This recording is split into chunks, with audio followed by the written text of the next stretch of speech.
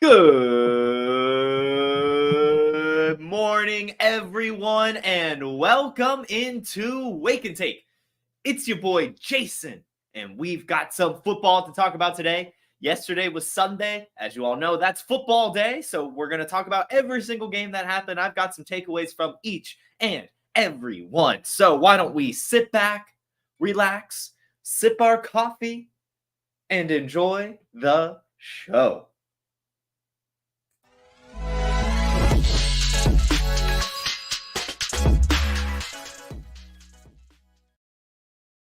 Guys, and to be perfectly candid with you, we're gonna I may have injured myself in the pregame.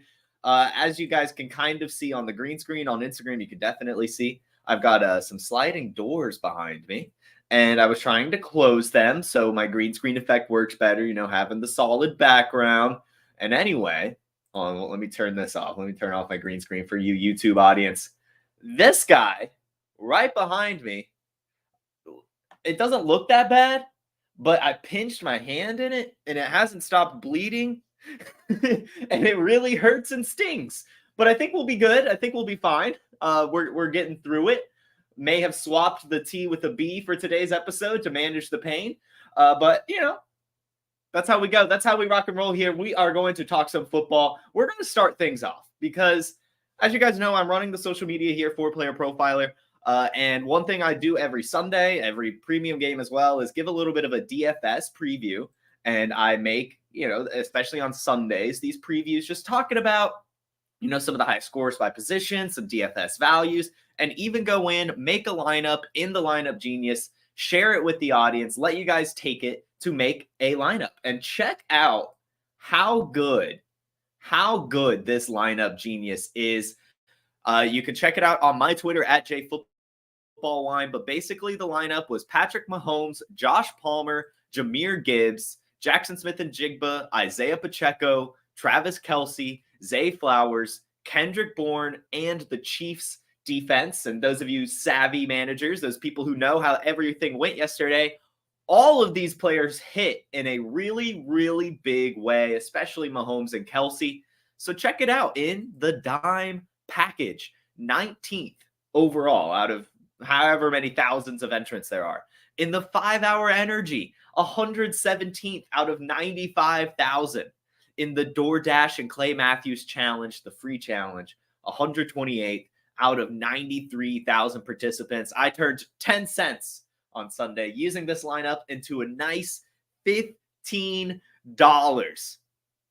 What a day. What a day. Very cool, very fun. So make sure you're following us on Twitter, on Instagram, on Facebook to see these previews every week. Obviously, it's not going to be this good every week, but our Lineup Genius and everything is clearly doing a great job. Shout out to Dario and the projections team. And so just make sure, if you don't have it, you just go get that all-in package. Go get that all-in package. You can use promo code Jason for $10 off. Right now, it's still on sale. It's $85 for the whole thing. Get another $10 off with my promo code, and it'll be good. And it'll be really, really good. Use that. Use the DFS Dominator. The DFS Dominator itself is only $30. And I mean, I got $15 off of 10 cents yesterday. Almost paid for itself in that one slate. So fantastic DFS day for me. Fantastic football day for all. We'll start things off. We'll just go game by game by game by game by game by game by game. Raiders, Bears. We talked about this game being a boring one, and it kind of was. We said that, it's going to probably be run heavy. Brian Hoyer is not good at football. We've got the backup quarterback, Tyson Bagent, for the Bears, a rookie, probably not going to do too much, expecting a lot of running. And that is what happened. And of course, D'Onta Foreman does D'Onta Foreman things, continues to produce when asked upon. D'Onta Foreman finishes the day with 16 carries for 89 yards, 2 touchdowns, 2 bad boys right into the end zone. I think, guys, and I hate to say it, I really do hate to say it, I don't know when Rashawn Johnson's going to happen. I really don't. If D'Onta Foreman's going to continue playing like this, it's hard to see it happening. one good thing going Roschon Johnson's way is, of course, that he's still a better pass catcher than D'Onta Foreman. But, I mean, D'Onta Foreman now, after being a healthy scratch the first few weeks, has gone in and produced at a really, really good level for them. I'm sure the coaching staff really, really appreciates it, and especially will continue to give him those goal line carries, probably even with Khalil Herbert back, if I'm going to be honest. I think that this has become a three-headed backfield, and we hate those in fantasy football. Absolutely hate those. None of them are going to be starting, especially when Justin Fields returns as well. You're talking about a four-headed dragon, if you will, in the Chicago Bears running attack. So it's rough. It's rough. If you can get a good return for any of the Bears running backs, I'm selling. Nothing else on the Bears really needs to be talked about, but I do just want to give a quick round of applause to Tyson Bagent, who gave a very respectable performance. Tyson Bagent finishes the day 21 of 29, so a pretty good completion percentage for 162 yards and a touchdown. No turnovers, got himself 24 rush yards as well. Of course, no Justin Fields type rush attack, but still looked good. So congratulations to Tyson Bagent, looking serviceable in his, I guess now second start, but still good job, Tyson Bagent. For the Raiders, Brian Hoyer just needs to flat out retire. Brian Hoyer, bad at football. He just is.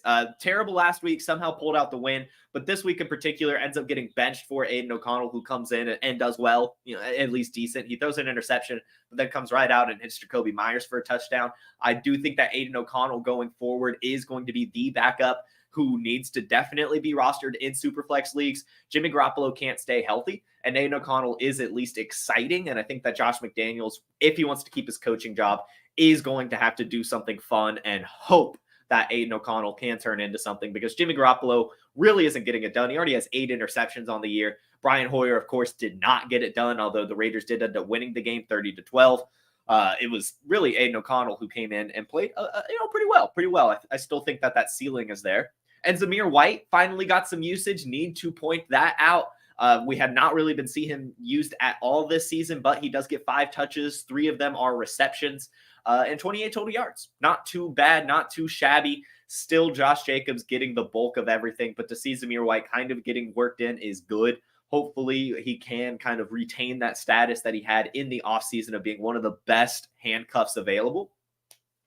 Devontae and Jakobi Meyers both had 7 receptions. I do want to point out that most of Davante Adams' usage came early. It was almost like that was the game plan. The squeaky wheel gets the grease kind of narrative there. Davante Adams, of course, complaining all week about his usage, comes out and gets fed early, but then Jakobi Meyers starts to catch up to him. It's going to be these guys all season. Hunter Renfrow has been nothing, and Michael Mayer, only 2 catches as well after a decent good game last week. Michael Mayer, I do think, will be fine and still a really good dynasty asset, but I think those of us that were hoping he could turn into a really good redraft asset are going to have to work or wait for a Davante Adams injury or a Jakobi Meyers injury. I don't see Michael Mayer's usage from last week being replicated. As we know, that was kind of what led to Davante Adams being so pissed off about his usage. So again, expect Michael Mayer to still be utilized, but not in a heavy fashion unless that's part of the game plan, like they're playing against a weak tight end defense or something. But still definitely needs to be rostered in dynasty leagues. And perhaps someone is a little, I guess, not thrilled, I would say. Not thrilled as he has the good week last week, comes out and only has 2 catches. This might be a buying window. I'm not totally sure. Haven't been checking the market too much as it is only Monday morning. Let's go ahead and move on to the Browns-Colts game, which was probably, let's face it, the most exciting game on the slate, 39-38.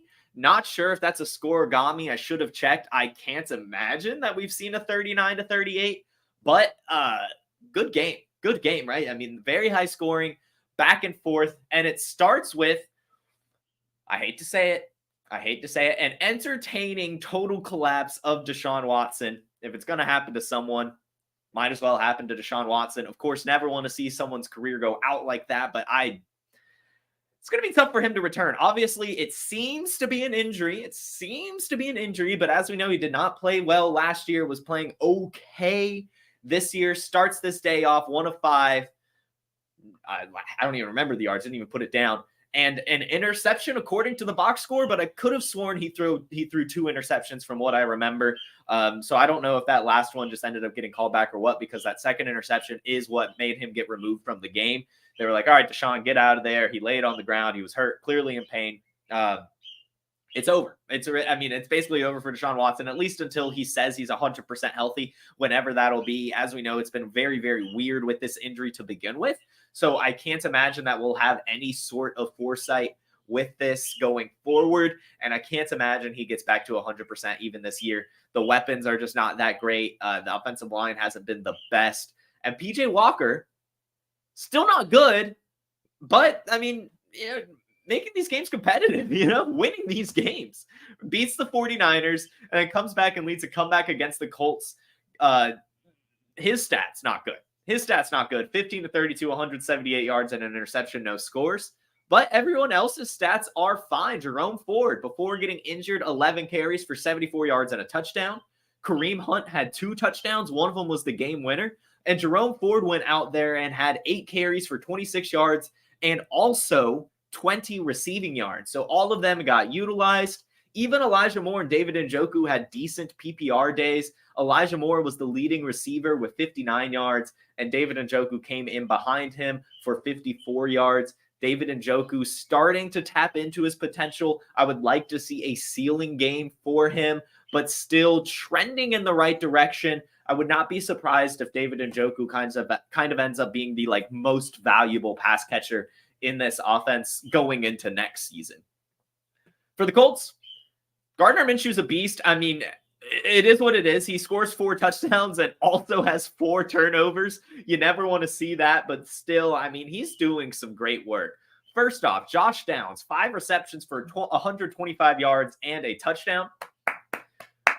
Great job. Josh Downs is proving to be a stud and looking really, really good. As we talked about in the offseason, even we were kind of expecting him to be decent because he had been working with Anthony Richardson at a high level, right? We had read reports that he was in the hotel parking lots before rookie camps, working on routes in the playbook with Anthony Richardson. That type of hard work never goes unnoticed by coaching staffs, and it never goes unnoticed when it translates to the field. Josh Downs' hard work has paid off. Not only a great connection with Anthony Richardson, but demonstrating to be really Gardner Minshew's favorite target right now in this offense. Michael Pittman, of course, and I'm sorry to this, he was my sit last week. That was my takes were bad for the start sit, as we'll talk about a little bit better. But it wasn't terrible, and neither of these were terrible. I think the process I went through was correct. It just didn't necessarily pan out. I said to sit Michael Pittman, and he only had 2 catches, which is basically why I didn't want to start him. I didn't expect a ton of usage. However, he took those 2 catches for 83 yards and a touchdown, making me look like a dumbass. So congratulations to people who stuck through and still decided to start Michael Pittman. Of course, you probably weren't going to bench him, but I did not expect a big game from him. And I guess he didn't necessarily have a big game, but he still definitely produced off very minimal usage, which is what these studs do. Michael Pittman clearly establishing himself as a matchup-proof wide receiver. And Jonathan Taylor is also back. Important to note that him and Zach Moss had the same amount of carries. Both had 18 carries, but Jonathan Taylor took his for 75 yards. Moss only for 57. Jonathan Taylor scored the touchdown and then also had 3 receptions for 45 yards. So a very, very good day for Jonathan Taylor. I think it's safe to say that he's back and going to continue to be Jonathan Taylor going forward. To produce that well against the Browns defense cannot be understated. So good job, Jonathan Taylor. We've got another game to talk about. And I wish I was a bit more bold. I brought you guys upset picks last week. Every Friday I do. I tried to decide some upsets. And I said the Patriots would cover. So I'll pat myself on the back there. But then I'll slap myself because the Patriots won. The Patriots beat the Bills for some reason. As we all know, the whole reason I said the Patriots would cover is because it's a divisional game. Bill Belichick knows what he's doing. They'll keep Stephon Diggs to a pedestrian day, and it's going to come down to the others. I said Dalton Kincaid, if he played, or Dawson Knox, if he didn't play, would have a good game. Those worked. I said James Cook would probably have a good game. That worked, but I just wasn't bold enough. I did not go bold enough. Should have just said the Patriots would pull off the upset, because what a day from them. First off, Mac Jones. He's this era's Derek Carr, for sure. Never going to have that massive ceiling, but definitely going to be a serviceable quarterback going forward. I know a lot of people have kind of jumped off the boat with him, but it just really hasn't all been his fault. I mean, this team all around him has been collapsing, and he's still going through now his third offensive coordinator in 3 years. So to see him go 25 of 30 for 272 yards and 2 touchdowns is really, really good. I think that he'll keep it up. You know, obviously, again, I'm not expecting any ceiling here. This is the Patriots we're talking about, but still, I think that he's at least going to finish out the season. I think these talks of Bailey Zappi coming in or Malik Cunningham coming in, I don't think that's going to happen. Let's talk about the wide receivers too, because Kendrick Bourne continues to be steady. I do think he needs to be rostered in redraft as he goes 6 of 7 for 63 yards and a touchdown. He's really the focal point of this passing attack and has been for the past couple of weeks, and he's playing really well. However, my hand is stinging really bad right now. However, Demario Douglas, as we talked about all preseason, since we noticed him, he was performing really well in the preseason. He's continuing to sneakily perform well, and so I want to just make sure in any Dynasty league, this is definitely going to be more Dynasty, but your deep redraft as well, buy Demario Douglas or pick him up and stash him if he's still available. He's going to be the next Jakobi Meyers. Plain and simple. The Patriots always, for some reason, have this really high success rate with the late round wide receivers. Demario Douglas finishes today 4 of 6 for 54, and he's had sneaky usage all season. Go look at his game logs. I mean, always getting at least a couple receptions, clearly getting utilized. I don't see that slowing down, especially as he continues to, A, work himself in the favor of the coaching staff, as he's already done, and B, continuing to be a reliable receiver. That stuff does not go unnoticed. With the Patriots especially, they do not care about draft capital. Go buy Demario Douglas in Dynasty. Go stash him in deep redraft. He might break out at the end of the season, but I think this is more of a 2024 play. I do definitely think that Demario Douglas is going to be someone and is the next Jakobi Meyers. What's his name? Danny Amendola, Wes Welker, Julian Edelman, whoever else, maybe not necessarily the slot receiver, but just late round guy that they've brought in and just fits with the coaching staff and just the whole Patriot way. Demario Douglas, get him. The running backs. Ramondre Stevenson had 9 carries for 34. Zeke had 11 carries for 31 and a touchdown. So that's kind of how it's going to go on the ground. They're going to get about even usage on the ground, but Ramondre Stevenson getting right back into that receiving role. 6 receptions for 51 yards. Love to see that from Ramondre, establishing himself again as a PPR monster. Great job, Ramondre Stevenson. But let's move on to the Bills, because something is clearly not right with them. They struggled last week against the Giants, and now they come out and struggle again. As we expected, Stephon Diggs would still have a good game, not a great game. 6 receptions for 58 yards and a touchdown is about as good as you're going to get against the Patriots. That number one receiver is always taken out, but Stephon Diggs will always find a way. Josh Allen, though, he needs to run more. I don't know if it's the coaching staff that has just beat this out of him or the fans talking about, hey, Josh Allen, we want you to remain healthy, but something isn't right in his head. I saw more than a few times where Josh Allen of old would have just taken that ball and run for 10 to 15 yards, but he's not doing that. He only had 7 carries in this game and only took those 7 carries for 17 yards. Of course, one of those was a touchdown, but he also fumbled. I mean, it just was not good on the ground for him, and it hasn't really been all season. There's been a couple games where he's done it a little bit, but definitely nothing like the Josh Allen of old. So I will say this. It is early in the season. And so I do expect, especially as the Bills want to make a playoff push, as they've now lost to both of their divisional opponents, I do think that the running will go up, and especially in the playoffs. I haven't had wake and take during the playoffs, but that's something I like to talk about a lot. You do see quarterback running go up in the playoffs and leading up to it, as they do whatever it takes to win to get into that playoff race. Health doesn't matter as much anymore, but still, I want to see Josh Allen at least a few more carries or a couple more scrambles. It's just off. It's not the right Josh Allen. He's still getting it done. I mean, 265 yards and 2 passing touchdowns with an interception. I mean, fine, right? I mean, obviously still has a great floor and a high ceiling, but the rushing hasn't necessarily been there in the degree that I want it to. James Cook finally had his good performance, 3 receptions for 46 yards and a touchdown. on top of 56 rush yards. So just a quick little clap for James Cook. And Dalton Kincaid had a nice little breakout game, 8 receptions for 75 yards, leading the Bills in receiving as expected, right? Stephon Diggs is out. The other people have to make up for it. The Patriots aren't going to allow big plays to Gabe Davis, so it was going to have to come down to the tight end to James Cook. It didn't necessarily pan out because the Patriots won the game, but it did for fantasy football. The worst game on the slate, the Commanders-Giants. That game absolutely sucked. That was a 14-7 game. The Giants ultimately win, and I've just got to give a clap. I like these claps. These are fun. Tyrod Taylor, 279 yards and 2 touchdowns with no turnovers. Pretty good because Chase Young actually returned. I mean, we saw Chase Young tap into his potential in this game. He did really well for me in my IDP leagues. And yet Tyrod Taylor didn't turn it over, scored a couple touchdowns, got nearly 300 yards. That's pretty good. Darren Waller, finally, the Darren Waller game. 7 receptions for 96 yards and a touchdown. And Saquon Barkley also is back. We talked about Jonathan Taylor being back. Saquon Barkley is back. 21 carries for 77 yards, plus 3 receptions for 41 yards and a touchdown. A great game for Saquon Barkley. Absolutely love to see it. He's here to stay. Continue to put him in your lineups and perhaps even buy him. Sometimes after a player returns, players are like, oh, I'll sell them now. This is a sell high opportunity, but Saquon is back. Don't doubt it. Saquon is back.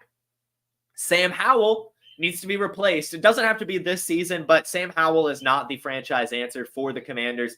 I know he's shown some promise, but with now, 4 interceptions against the Bills, and this game, no touchdowns and an interception, right at about a 50% completion percentage, 22 of 42. His leading receiver, Terry McLaurin, only takes 9 targets for 9 receptions and 90 yards, no touchdowns. Everyone else spread out a little evenly. It's just not right. This Commanders offense, I think, has a little bit more ceiling in it, and Sam Howell is not the quarterback to unlock it. So I would like them to explore the market, perhaps bring someone in, because I definitely don't see Sam Howell as the long-term option here.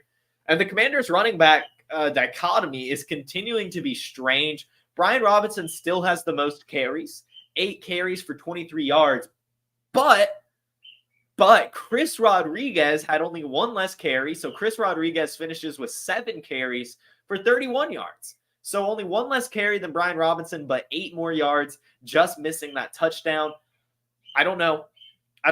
We talked about it last week that Chris Rodriguez is the backup running back you want to roster on the Commanders, so I'm still going to go with that. If Brian Robinson gets hurt, it's going to be Chris Rodriguez. The staff just doesn't like Antonio Gibson, and Antonio Gibson either can't handle the workload or just won't be given the workload. 2 carries for 7 yards, but he did, of course, get his 24 receiving yards. You know, that's where he can excel. But yeah, Sam Howell's not the answer, and I guess Chris Rodriguez is the backup you want. Those are going to be my takeaways. Oh, and one more takeaway for the Giants. Keep rostering Jalen Hyatt. This was a big test game for him. If he couldn't do anything in this game, I think he could have moved on, but he does take 2 out of 5 targets for 75 yards. Jalen Hyatt thinks. So I do think that he will still develop into a big play threat. It's just going to take a bit more time and probably a healthy Daniel Jones, maybe. But this Giants offense in particular obviously isn't looking right now. So I'm not going to fault a guy. But to see him take 2 receptions for 75 yards is about what you want from him. So keep stashing him if you're in those deeper leagues. Let's see. Let's move on to the Falcons game. Woo! First place in the NFC South. Let's go Falcons. As we predicted, we did a whole episode on this. Who would go from worst to first? And we said it'd be the Falcons. And it happened every year since 2008. Someone has gone from last place in the division to then go on to win it. This year, it's the Falcons, as they are now 1 game ahead of every team in the division, as the Saints have lost, and they've now beaten the Buccaneers. Desmond Ridder, though, I don't know. I'm just going to use this platform now. I do think that Desmond Ridder will be the starting quarterback rest of season unless he gets hurt. I know.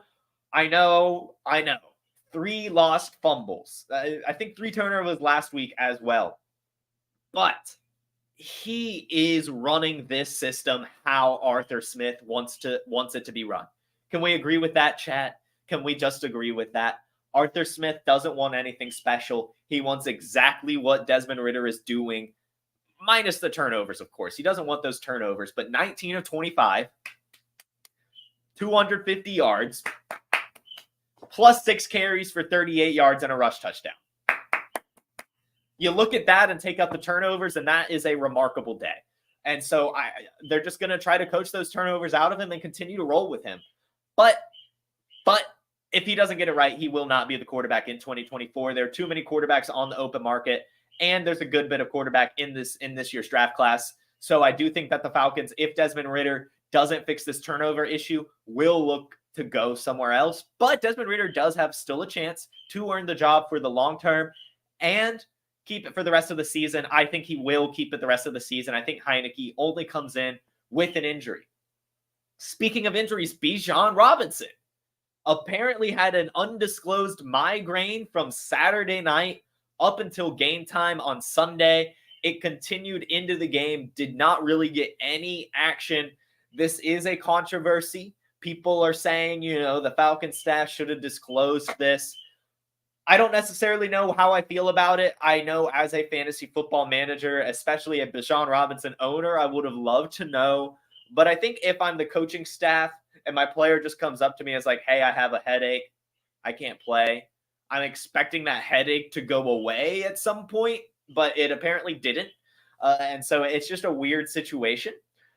I will say, though, congratulations, or just a round of applause for the other Falcons running backs as Tyler Algier finishes the day 21 of 59 and 3 receptions for 53 yards. Great day for Tyler Algier. And Cordarrelle Patterson got worked in as well. Cordarrelle Patterson, 10 carries for 56 yards, no receptions, which was strange. You'd think Cordarrelle Patterson would get some receiving work, but still good day from both of them.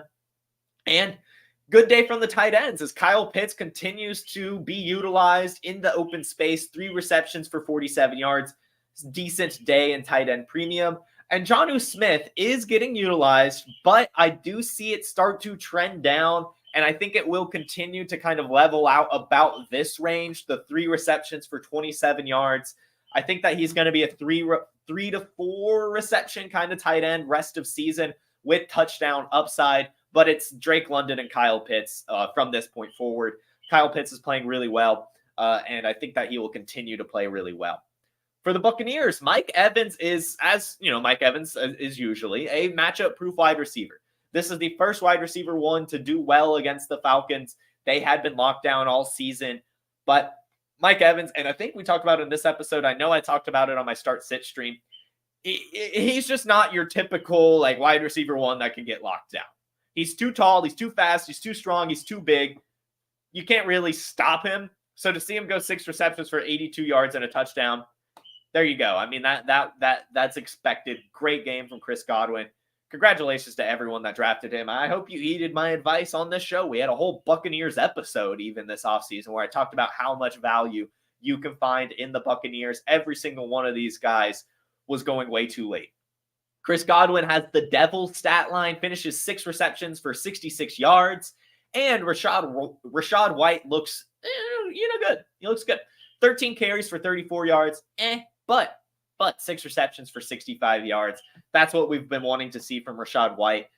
Awesome to see. Hopefully we can continue to see it from Rashad White. Now I've got to apologize for this one. The Lions-Ravens. This was one of my upset picks this week. The Ravens were favored to win. I don't know what happened. I have no idea what happened in this game. Detroit Lions absolutely collapsed. The Ravens win this game 38-6. And there was an interesting stat at the beginning of the game. I wish I knew this going forth because I definitely would have included it in my analysis. Lamar Jackson is now 16-1 against NFC teams. So what we can glean from that is if the Ravens do make the Super Bowl, they'll win the Super Bowl. And you've got to, trust in Lamar Jackson against the NFC. That's very interesting to me. Very interesting stat. And again, Ravens absolutely destroyed the Lions. I'm going to call it a collapse from the Lions, mostly on the part of Jared Goff, who really just couldn't get into rhythm. Because you can look around and everyone had a pretty decent day. Jahmyr Gibbs finally broke out. He had 11 carries for 68 yards and a touchdown, as well as 9 receptions. 9 receptions. That's what we've been waiting for from Jahmyr Gibbs, for 58 yards. So the breakout game from him is finally here.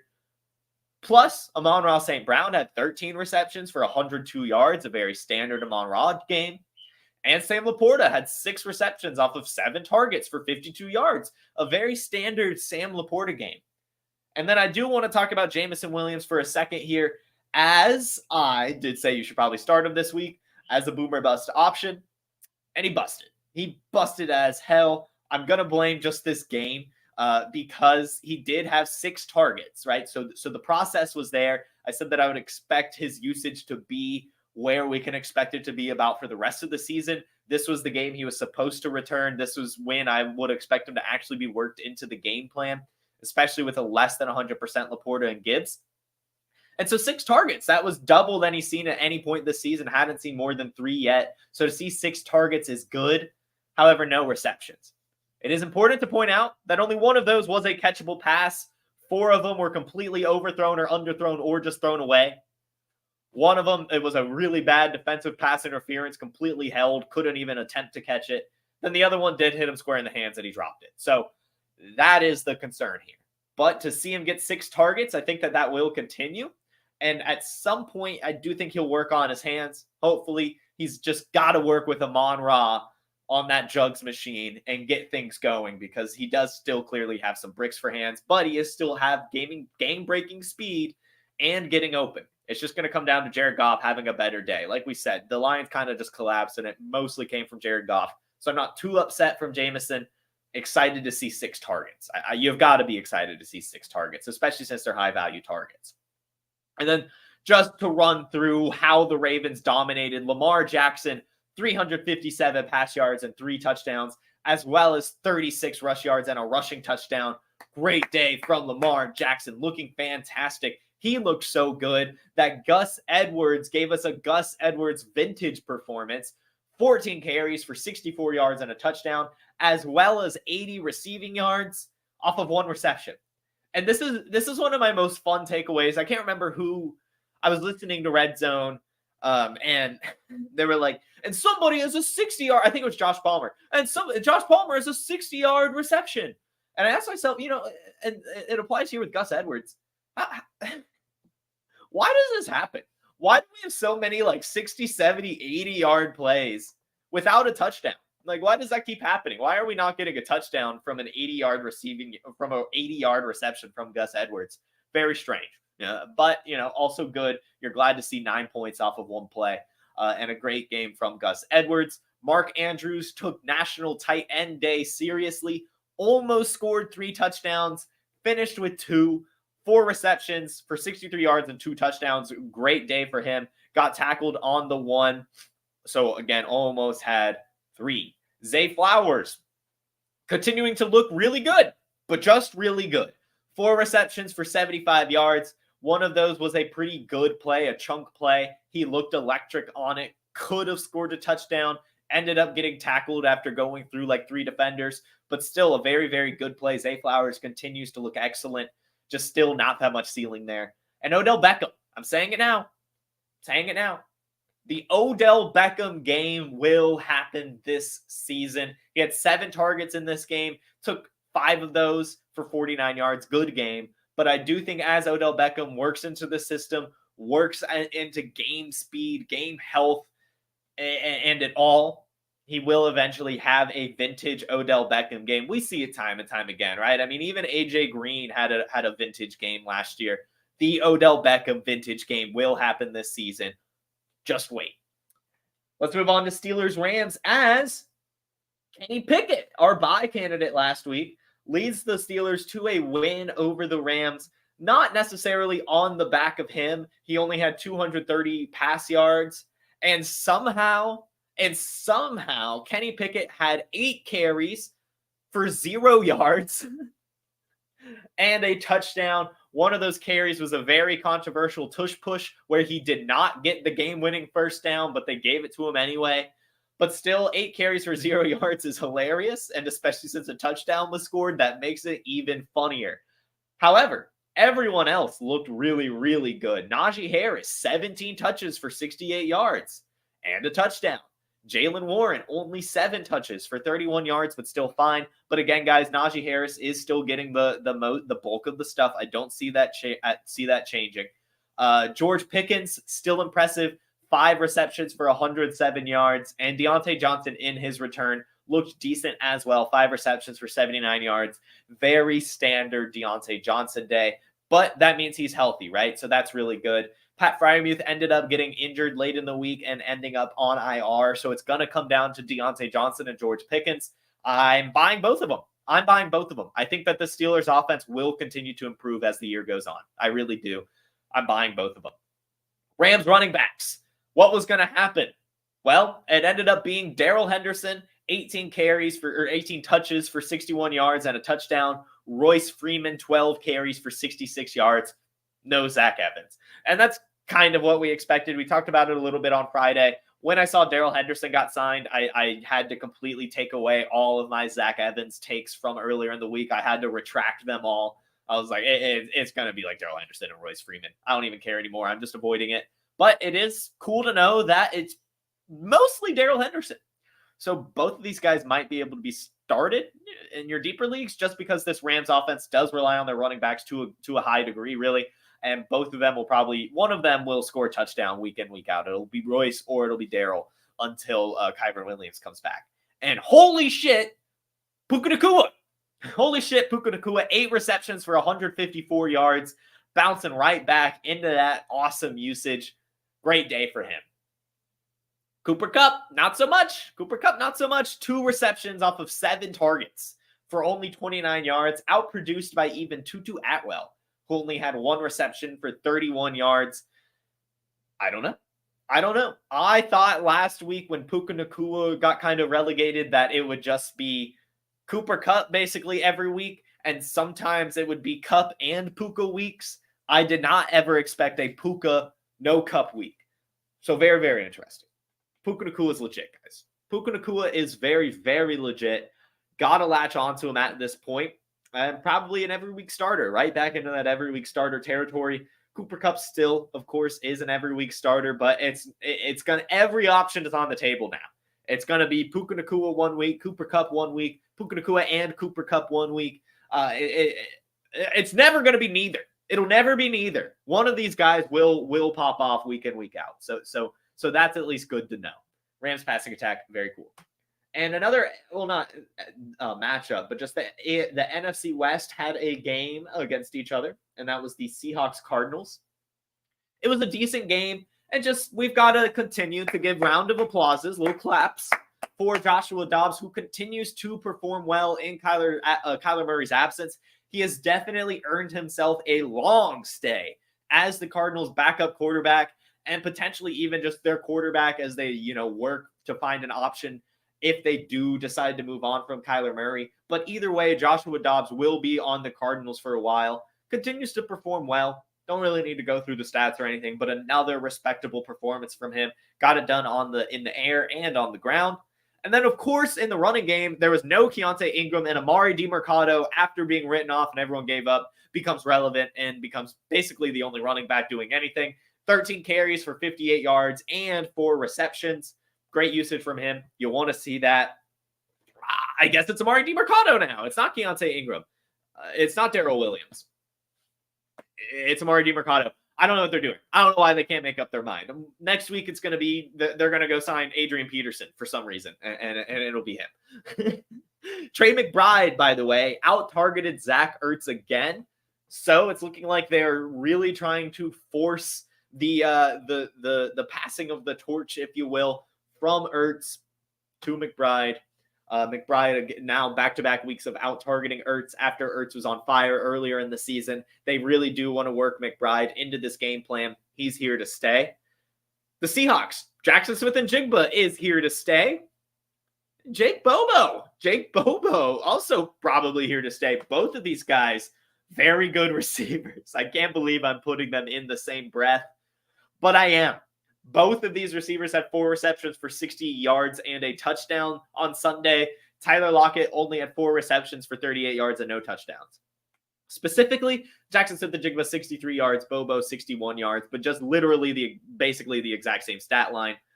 Great day from both of them. And I don't know what the Seahawks plan is with these receivers. I mean, it's always good to have this many good receivers, but I'm thinking that at some point they'll either A, have to dig into more 4 wide receiver sets, or B, look to move on from Tyler Lockett going into next season. I don't know. They might need to extract some value, but something's going to happen here. Something's going to happen here. Still buy Jackson Smith-Njigba while you can. I doubt you can now that he's finally had a game, but you still might be able to, given that Jake Bobo had a similarly good game. You know, the owner might still be a little worried. Have to look into it. We'll talk about it some more on the kind of Wednesday's market episode. Kenneth Walker also needs more respect. Kenneth Walker is never talked about as the RB2 in Dynasty. He certainly has an argument. Everyone agrees he's top 5, but I mean, he could be RB2. He's so good at football. 26 carries for 105 yards, continuing to dominate, continuing to look great every single week. A huge, I mean, basically the focal point of this offense. More carries than Geno Smith even passed the ball. Geno Smith only had 24 attempts, 219 yards and 2 touchdowns and an interception. Geno Smith right back into that fine realm. He had kind of worked himself into the Jared Goff realm. He's not there anymore. He's right back into that kind of Derek Carr territory, which is fine. It's fine. It's just fine, though. Just fine. So that's what I'm going to say about that. However, I'm putting it out there. I tweeted about this, if you saw the tweet. From Lamar Jackson to Colby Parkinson, we were talking about today. And I'm seeing something in Colby Parkinson. I'm going to immediately basically call it a gut reaction.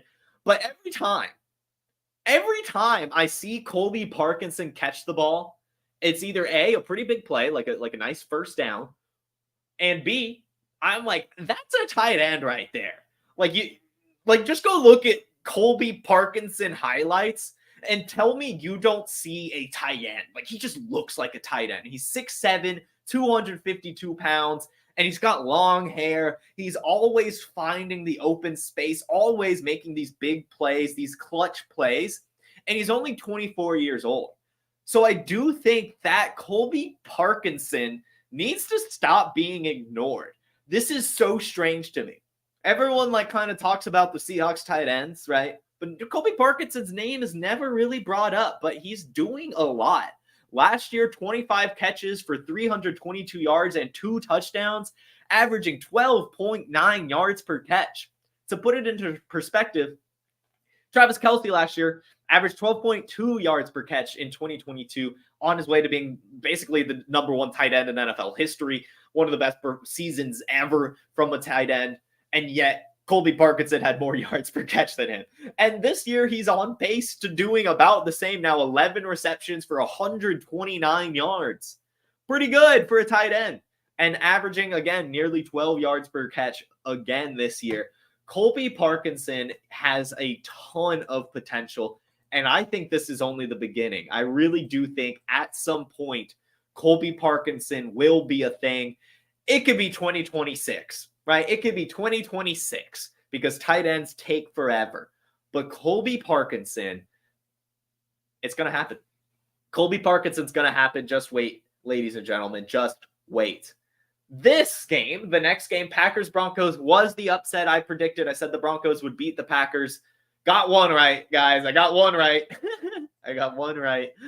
And it was a pretty good game. You know, it was low scoring, 17-19. So, just right there. And Packers did the very Packers thing they've been doing all year. I don't know what it is. But they're just a second half team again. Scored 0 points in the first half. Don't know why they keep doing that, but it is what it is. It's very cool to see that they are a team that can make second half adjustments. I mean, that isn't always easy. So, that's good, but they need to put together a full game of football if any of these people are going to be fantasy relevant. AJ Dillon, however, looks to be revived. He had a decent game last week, and this week he led the team in rushing and receiving. AJ Dillon had the most rush yards and receiving yards. Very, very interesting. Very, very interesting. Also, for the wide receivers, 4 players got 5 targets, so it's spread around a ton.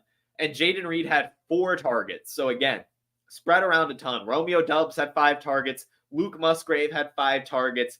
Christian Watson had 5 targets.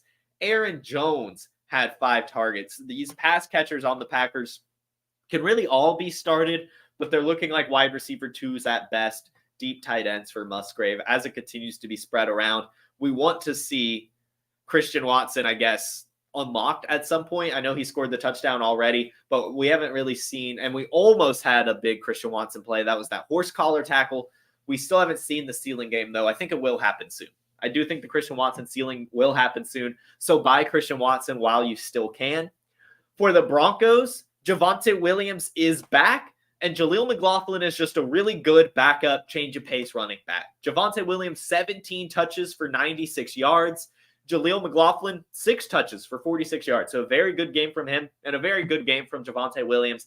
That's a good running back attack. Samaje Perine seems to have been completely relegated, and that's fine. That's fine. I'd rather it be 2 than 3. And if we're talking about the Bears, better 2 than 4, right? So many running backs on that Bears team. And then for the wide receivers, Jerry Jeudy, 5 receptions for 64 yards, and Cortland Sutton, 6 receptions for 76 yards and a touchdown. As we continue to hear rumblings about these trade rumors, we'll see what happens. I think both of these guys have a decent trade market. I don't know, though, if anything's going to happen. I don't know. I think Steve Smith kind of ruined the potential of a Jerry Jeudy trade, but we'll see, right? We've still got to think, was it 1 more week until the trade deadline, or we're right there? I know it's soon. So definitely something to keep your eye on here. Jeudy at least having a respectable day helps his trade value a little bit. And no quarterback in this game reached 200 yards, passing yards. Russell Wilson did get over 200 if you include his rushing, but him and Jordan Love, not the best of days. We've got 2 more games to talk about here. And the Chargers-Chiefs, I don't get it. I do not get it. Last week I came on here, I said to sell Justin Herbert, so I hope you did listen to me. I do think that the top of the market is gone. It's gone. Bad game. 17 of 30, 259 yards, 1 touchdown, 2 interceptions. The Chargers only score 17 points. Austin Eckler still not 100%. Keenan Allen barely got worked in. And the best players in yesterday's game were the Joshuas. Joshua Kelly, 7 carries for 75 yards and a touchdown. Joshua Palmer, 5 receptions for 133 yards. The Joshua's doing a great job yesterday. Important to note also in your deeper leagues, very deep leagues, mostly special team scoring leagues, but just listen to this name, Darius Davis. If that's someone who piques your interest, if you think that's not a roster clogger for your league, then I'm picking him up. I am stashing him in the Trade Gods League as we have special team scoring, but he's getting utilized. He had 3 carries in this game and a catch, more than Quentin Johnston can say, right? More than Quentin Johnston can say. So Darius Davis is an interesting name. Definitely keeping my eye on him, especially as he continues to be a good special teams producer. And finally, for the Chiefs, Patrick Mahomes and Travis Kelce are back to the Patrick Mahomes and Travis Kelce that we all know and love. Of course, it was going to happen against the Chargers. I mean, it has to happen against the Chargers. Just that's what they do. But Patrick Mahomes, 32 of 42 for 424 yards, 4 passing touchdowns. Also adds 29 yards on the ground with 1 interception. That's fine. It is what it is. And Travis Kelce for National Tight End Day, 12 receptions for 179 yards and a touchdown. Love to see it. The other players who caught a touchdown, Marcus Valdes-Scantling scored a touchdown. I'm saying it here. Marcus Valdes-Scantling is the Justin Watson replacement. Rashee Rice and Isaiah Pacheco caught the other touchdowns. So Rashee Rice still looking like a value and someone you need to be rostering. I do think that he's going to continue to break out. And Isaiah Pacheco continuing to impress. What a stud. Love myself some Isaiah Pacheco. And finally, the last game yesterday was the projected to be an awesome game. Eagles versus Dolphins. Didn't necessarily turn out to be an awesome game, but still fun to watch. And I'm going to say this. I know the Dolphins didn't play that well, but I do think it was good for them. Like, just as a football meta discussion, they needed reps against a team like the Eagles. Obviously their defensive line is the best in football, but they need to play against teams like that. They need to see it. Their gameplay style, their way of life, doesn't work against a team like the Eagles. Tua, only 216 yards and a touchdown for an interception. Tyreek Hill, 11 receptions, but only 88 yards and a touchdown. Raheem Mostert, 10 touches, but only 51 yards. Just that ceiling got capped in this game, which is fine. You're allowed to lose games, especially as the Bills go down again against the Patriots. But the Dolphins, I think, I'm not panicking for sure. I don't think anyone is. I do think that they'll use this opportunity. It's good for them to see teams like this. It will help them through the rest of the year and especially in the playoffs. I'm excited to see how they learn from it. Jalen Waddle, very interesting. I'm definitely trying to buy Jalen Waddle. I really am. I really am trying to buy Jalen Waddle. I would have appreciated if he just stayed hurt and didn't return to the game, because it didn't seem like a serious injury given that he did return. But, in terms of a buying window, it would have been nice if he just stayed out. But he does come back into the game, gets 6 receptions off of 6 targets, and takes it for 63 yards. Decent game. I love that from him. And he's still cheaper than he should be, given he's attached to the Dolphins offense and the clear heir to the Tyreek Hill throne. And then also, guys, it's not Braxton Berrios. It's not Braxton Berrios. It is Cedric Wilson.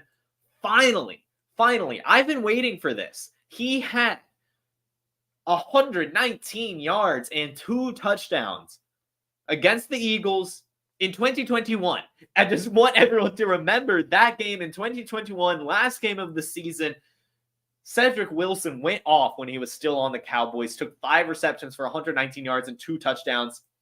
And actually, if you'll remember from that time period, everyone was calling him like the next star, and it rose his trade value a ton. That's what led him to land on the Dolphins. Did nothing last season, hasn't done that much this season, but it is starting to trend up. And if Tyreek Hill or Jalen Waddle go down, it'll be Cedric Wilson. He's the one with the star potential, the actual true get you what you need potential. 2 receptions for 48 yards. Would have had a 3rd reception, but got fouled while making the catch, a really bad face mask. So very good game for him. And I've got to say, everyone, you can drop Durham Smythe unless you're in a deep tight end league. It's not happening. Cedric Wilson and Braxton Berrios have eliminated the tight end usage as pass catchers. They're still just blocking in this offense. It's Cedric Wilson. He's looking good. I'm rostering him where he's available, and it makes sense, right, if it's a deeper league. And for the Eagles, I want to see more from Jalen Hurts. We still haven't seen that ceiling game. Obviously, he's getting it done and no one's upset, but only 279 yards and 2 touchdowns in the air, and only 21 rush yards and a rush touchdown on the ground. He had an interception and he lost a fumble. I want to see the ceiling. Obviously, he gets 300 yards exactly total and 3 touchdowns, but with 2 turnovers, it's not quite there. I want to see these 4 or 5 touchdown games from him again. I know it's coming, but I miss it. And I thought it happened against the Dolphins. Of course, the Dolphins didn't keep it close, so he didn't necessarily need to do that. But I just missed that Jalen Hurts ceiling. Haven't seen it yet.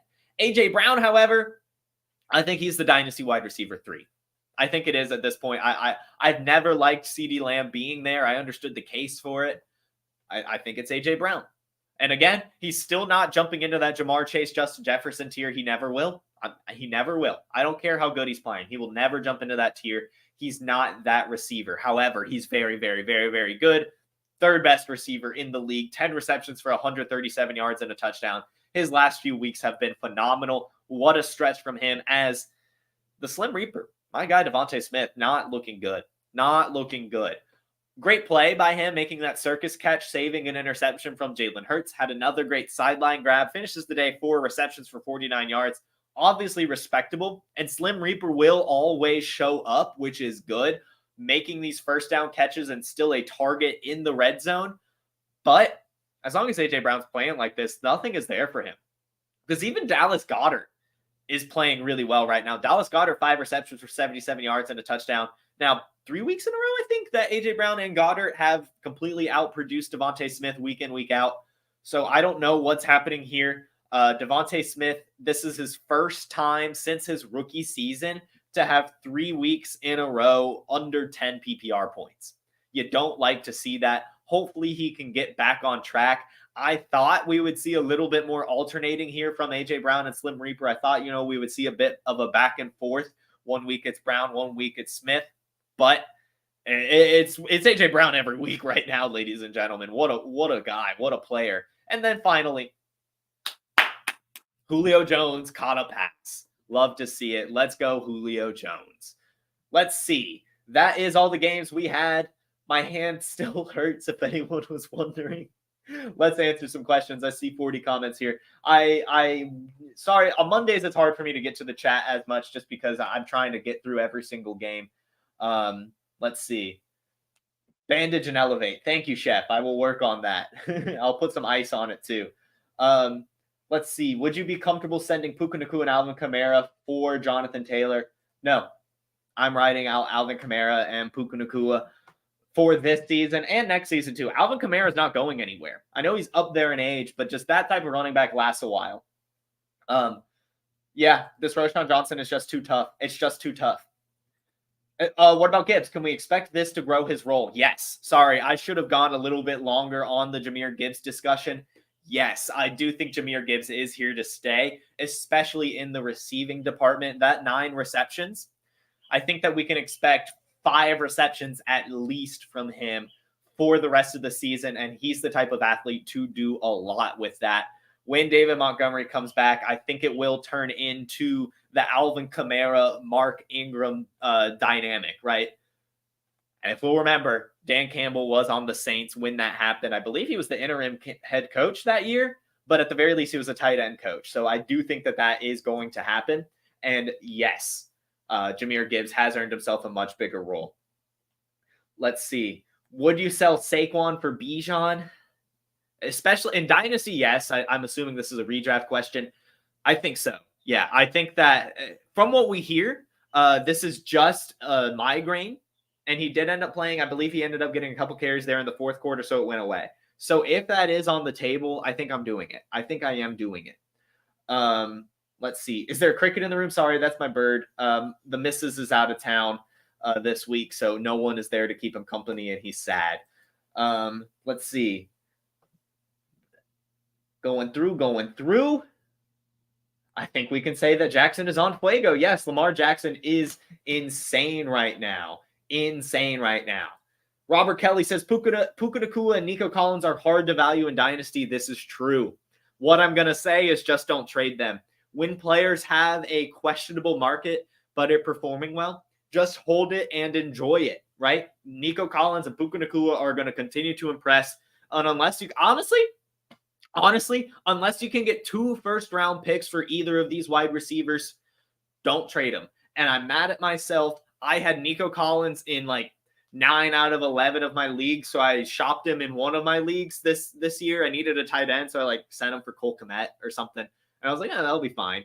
And of course, that's what, the one league I kind of need a wide receiver now. I'm happy I have him everywhere else, but beating myself up a little bit for not just believing in him and trying to diversify. Let's see. Moving on. Don't agree with the Seahawks wide receivers, Bobo and JSN, being here to stay. I think that's fair. I guess more so what I mean is that they're going to get you usage every week. They're going to get 4 or 5 receptions every week, I do think. At least JSN. Bobo probably goes back down a bit, but still, we saw Jake Bobo score a touchdown before Jackson Smith and Jigba scored a touchdown this year. That's important to note. I also want to note that Geno Smith loves Jake Bobo. There was an interview about it and a sideline thing when Geno Smith was mic'd up. He was like, that Bobo guy's always getting open. I've got to get him the ball. So when I see that, I've got to make note of it. And so I do think that Jake Bobo is at least utilized, right? Like a Hunter Renfrow at the very least 2 to 3 receptions. And I do think that JSN is a 4 to 5 reception guy rest of season. And then if an injury happens, 10 receptions, right? 10 receptions, 100-yard type of guy week in, week out. Let's see. Khalil Herbert will be back and take the starting role. Yes, but it's just going to be a huge committee. And Robert Kelly says, you are slowly climbing the ranks of my list of guys to no ball. Thanks for your thoughts. Thanks. Hopefully, right, if I do a show Monday through Friday, hopefully I can at least be sort of good at it at some point. I have a long way to go for sure, but as we continue to get these reps, as we continue to learn lessons, I think we will only get better. Again, apologies. Whatever. I'm not even apologizing too much for my start JMO, sit Michael Pittman. The process was there. And even honestly, 6 targets for JMO, you can't be upset of it. And only 2 receptions for Pittman. Can't be upset at it.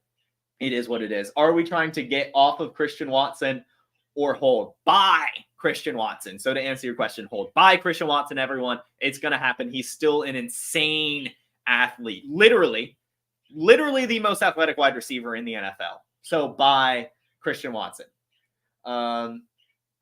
And think back to last year. Oh, this is about Khalil Herbert. Well, everyone thought he would have replaced D-Mont, but didn't. Only saw him when D-Mont was hurt. Yeah, this is true.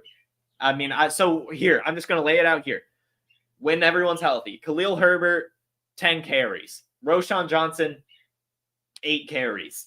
Deontay Foreman, 8 carries, right? Maybe we'll bump Khalil Herbert up to like 12, but it's going to be everyone. It's